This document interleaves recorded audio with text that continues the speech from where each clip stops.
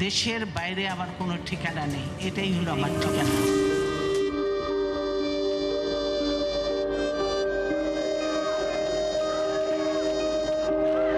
এই দেশ, এই দেশের মাটি, মানুষই আমার সবকিছু। কাজে আমি দেশের বাইরে যাব না। দেশ, দেশের মানুষ আর গণতন্ত্রের জন্য জীবনের শেষ দিন পর্যন্ত লড়াই করে গেছেন বেগম খালেদা জিয়া। বরাবরই তিনি বলে গেছেন, বাংলাদেশই তার আসল ঠিকানা। সাধারণ পরিবারের মেয়ে, পরবর্তীতে দেশের রাষ্ট্রপতির স্ত্রী। আততায়ীর গুলিতে জিয়াউর রহমানের মৃত্যুর পর সাদা শাড়িতে রাজনীতির নেতৃত্বে আসেন বেগম খালেদা জিয়া। এরপর থেকে লড়াই করেছেন স্বৈরাচার আর ফ্যাসিবাদের বিরুদ্ধে।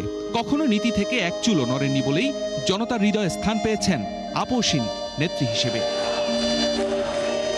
স্বৈরাচার এরশাদকে হটিয়ে ৯১ নির্বাচনে দেশের গণতান্ত্রিকভাবে নির্বাচিত প্রথম নারী প্রধানমন্ত্রী হয়ে ইতিহাস সৃষ্টি করেন বেগম খালেদা জিয়া। পরবর্তী সময়ে আরও দুবার রাষ্ট্র ক্ষমতায় আসেন, যা তাকে দেশের অন্যতম প্রভাবশালী নেতায় পরিণত করে।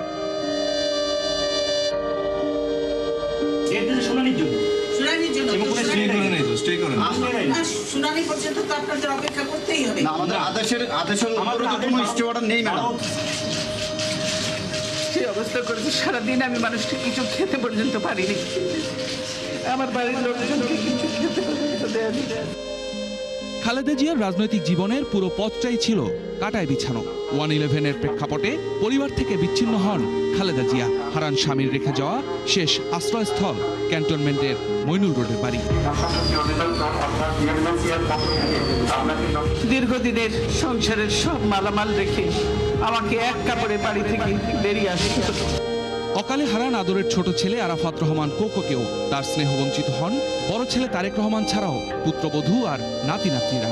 তারপরও কখনো পিছু হটেননি গণতন্ত্র রক্ষার আন্দোলনে। এই সরকার শুধু অবরুদ্ধ দেশটি করেনি, এই দেশটাকে একটা কারাগারে পরিণত করেছে।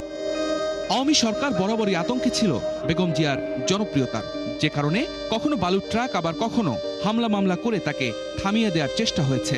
কিন্তু থামেননি বেগম জিয়া, যে কারণে তাকে বরণ করতে হয় মিথ্যে মামলায় কারাবন্দী জীবন। এই কারাবন্দী জীবনই যেন ছিল খালেদা জিয়ার জন্য এক মানবসৃষ্ট মৃত্যুফাঁদ। অসুস্থতায় উন্নত চিকিৎসা থেকে বঞ্চিত হন। সরকারের অবহেলায় তার শরীরে বাসা বাঁধে জটিল রোগ। তবে দীর্ঘ অসুস্থতার পর থেমে গেছে সেই বাঁচার লড়াই, থেমে গেছে এক সংগ্রামী নারীর 4 দশকের নেতৃত্ব।